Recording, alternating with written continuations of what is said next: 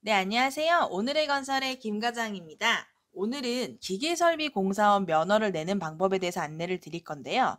특히 기계설비 공사원 면허를 내실 건데 현재 제조업을 운영하시는 분들, 그 분들 중심으로 제가 좀 설명을 드려볼게요. 자, 기계설비 공사업 말 그대로 기계 설비를 설치하거나 이제 시공, 조립 설치하는 공사를 말하는 건데요. 그러다 보니까 제조업 기반의 회사들이 자신들이 만든 기계 장치를 어딘가에다 설치할 때 많이 하시다 보니까 요 면허를 굉장히 많이 찾고 계세요. 예전에는 굳이 이런 설치 공사원 면허 없어도 우리 물품 납품하고 설치까지 다 했는데 갑자기 발주처에서 이 면허 갖고 와야 된다. 안 그러면 앞으로 우리 당신들이 제조한 물건 못 삽니다. 당황하실 거예요. 그리고 게다가 그들이 하는 말이 이렇게 많이 말씀하시더라고요. 건설 면허 따오래요. 근데 제가 여쭤봐요. 건설 면허가요, 대표님? 전문 건설 면허가 29가지입니다. 일반은 6가지. 30가지가 넘는 건데 그중에 뭐 따셔야 돼요? 그러면 그냥 건설 면허 따오라던데. 자, 여기서부터 문제죠. 왜냐, 제조업이시니까 무슨 면허가 어떻게 있는지 모르고 발주처에서는 일단 면허 따오라고 하고 발주처한테 꼬치꼬치 묻기에는 뭘 알아야 물으시잖아요. 이런 경우들은 말 그대로 업무 범위에 따라서 따야 되는 면허가 다른데 제조업이고 기계 장비를 설치하는 분이시라면 아마도 기계설비 공사원 면허를 필요하실 경우가 가장 많으실 거예요.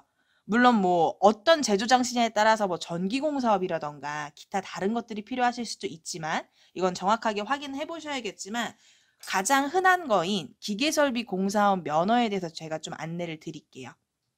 자, 우리 제조업 할 때는 그냥 공장 등록하고 우리가 뭐 자본금 넣고 법인 만들고 등록했다. 기계설비공사업도 그런 식으로 해서 우리 공장 등록증 내고 면허 접수하면 됩니까? 또 이렇게 많이 물어보세요. 아니에요. 완전 달라요. 기계설비 면허를 취득하려면 등록 기준이라는 게 별도로 되어 있고 그 등록 기준이 자본금, 공제조합, 기술자, 사무실 이렇게 4가지로 정해져 있고요. 이 각각의 등록 기준을 모두 충족을 해야만 기계설비공사 면허를 받으실 수 있는 거예요. 자, 그러면 어떤 걸 충족해야 되는지 하나씩 안내 드릴게요. 자, 첫 번째 자본금. 자본금 필요합니다. 자본금은 1억 5천 이상이 반드시 필요하신데 이 1억 5천이 단순하게 우리 등기부등본상 자본금이 이미 1억 5천이에요. 또는 난 개인 사업자인데 내가 갖고 있는 부동산만 해도 1억 5천 당연히 넘어요. 되겠죠? 안 됩니다. 무조건 건설업, 즉 기계설비 공사업만을 위한 자본금을 말하기 때문에 요거는 별도로 재무관리 상태 진단 보고서라는 걸 발급받아서 제출을 해야만 이 회사가 자본금 있구나라고 인정이 돼요. 또 복잡하죠. 그러면 재무관리 상태 진단 보고서는 어떻게 발급받아야 합니까? 뭘 준비해야 합니까? 많이들 물어보시는데 자, 우리가 기존에 제조업을 운영하시는 법인 기준으로 설명드리면 자, 등기부등본상 자본금 일단은 1억 5천 이상으로 맞추셔야 돼요. 이미 넘었다? 그럼 증자 안 하셔도 되겠죠? 그런데 뭐 1억이다, 5천만 원이다? 그러면 증자하셔야 돼요. 1억 5천 이상으로 만드시면 되는 거고 자, 두 번째, 우리 회사에 재무제표 작성하셔야 돼요. 근데 재무제표가 기준일자라는 게 있죠. 우리가 보통은 1년에 한 번 재무제표를 작성하면서 기준일자가 12월 말일로 해서 작성해 놓으신 건 있을 거예요. 그거 못 써요. 그거 사용할 수 있는 게 아니고 우리가 면허 접수를 하는 달, 예를 들어서 제가 면허 접수를 3월 달에 신청할 거다라고 하면은 그 신청하는 달의 전달 말일, 2021년 2월 28일까지의 재무제표가 필요해요. 그래서 현재까지 우리 회사의 재무제표를 봐서 이 제조업을 하면서 건설 면허를 추가로 추가해도 될 만큼의 안정적인 구조인가, 재무 구조인가를 보는 거예요. 그리고 세 번째, 우리 법인 통장에 1억 5천이라는 돈이 한 달 이상 지속적으로 유지된 내역이 필요해요. 이 1억 5천이라는 거는 두 가지 방법이 있겠죠. 이미 우리가 제조업을 하면서 모아놓은 돈, 그러니까 이익잉여금, 요거 가능하고요. 또는 이익잉여금이 우리가 지금 없어. 그래서 1억 5천을 다시 한번 증자를 해서 주주가 투자해서 넣어놓은 돈, 이렇게 증자한 비용 또는 이익잉여금으로서 1억 5천이 있으셔야 하고, 간혹 그러시는 분이 있어요. 내가 대표인데 내가 돈이 여유가 좀 한 1억 5천 있으니까 내 돈 잠깐 넣어놨다가 그럼 다시 빼가야지? 라고 하시는 분들 있죠. 가수금입니다. 가수금은 자본금으로 인정되지 않습니다. 돈의 출처도 중요해요. 그래서 대표님들이 머리를 싸매시는 것 중에 하나가 가수금이지만 가수금이 아닌 것처럼 입금을 하면 어떨까라고도 생각을 하세요.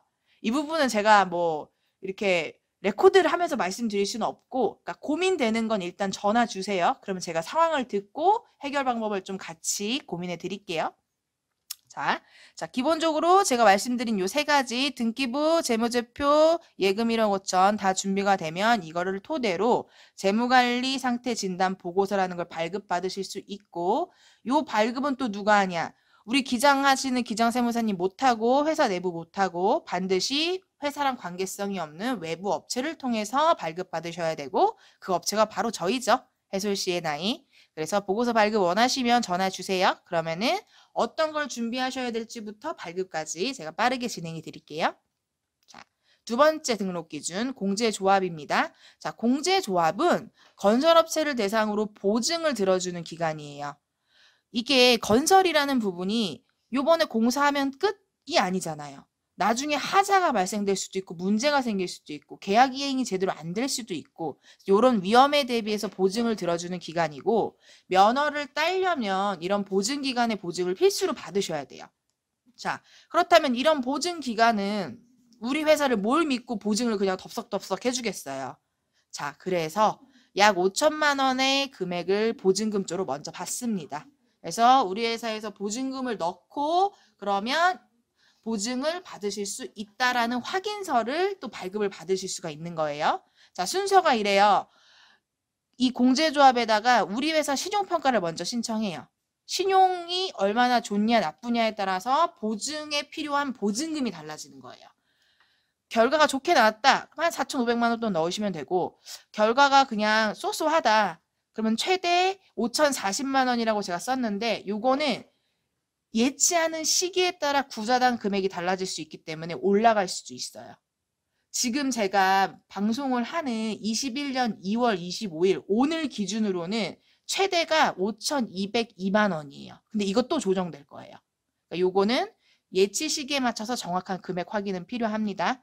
그래서 입금을 하고 보증 가능 금액 확인서라는 거를 그러면은 공제조에서 발급을 해주고, 그러면 이 확인서를 면허 접수할 때 함께 제출을 해야만 하는 겁니다. 자, 그리고 참고로 입금된 금액은 2년간 출금 불가능하고요. 2년 이후에도 융자로 이자 내고 보험 대출 받듯이 그렇게 출금만 가능하다라는 거 참고하시기 바랍니다. 자, 세 번째 등록 기준 기술자입니다. 기술자는 우리가 회사 소속이셔야 되고 4대 보험 등록되어 있어야 되고, 그리고 관련된 자격증이 있으셔야 돼요. 관련된 자격증은 여기 보시면은 건설기술진흥법이라고 되어 있죠. 이 의미가 한국건설기술인협회라는 곳이 있어요. 그 협회에서 발급하는 건축이나 기계 분야 초급 이상의 경력 수첩을 소지한 자와 동일한 이야기예요. 이렇게 수첩 소지하신 분이나 아니면 저희 여기 쭉 써놨죠. 국가기술 자격증. 이 중에 어떠한 자격증이든 갖고 있으시면 돼요. 예를 들어 기술자 두 분이 있어. 두 분이 다 전기기능사 자격증만 갖고 있어요. 가능해요. 동일한 자격증도 가능해요. 사람이 2명이면 돼요. 그렇게 해서 이런 기술자분들 2명 이상 있다라고 하면은 일단 기술자도 적격이신 겁니다. 자, 마지막 등록 기준. 자, 시설 및 장비가 있는데 장비 별도 장비는 필요치 않아요. 저희 사무실만 잘 구해 놓으시면 되는데 사무실 면적 제한도 없고, 다만 누가 봐도 사무할 수 있는 정도의 사무용품들은 다 있으셔야 하고, 건축물 대장을 떴을 때 용도가 사무실이나 근린생활, 그러니까 사무하기 적합하셔야 돼요. 근데 막 간혹 뭐 주거용이라던가 아니면은 뭐 등기 제대로 안 나온 사무실이라던가 이런 거 안 돼요. 그래서 이런 용도가 중요하다는 거 참고하시면 되고요. 자, 이상 4가지 등록 기준 말씀드렸고, 이런 등록 기준이 다 준비가 되면 각각을 증빙할 수 있는 서류를 쫙 만들어서 관청 공제조합 다 제출하시고 그에 따른 이제 서류 검토 후 면허가 발급되게 되는 거죠. 저희 해솔에선 이런 업무를 대행하고 있으니까 궁금하시면 언제든 연락 주세요. 네, 이상 오늘의 건설이었습니다.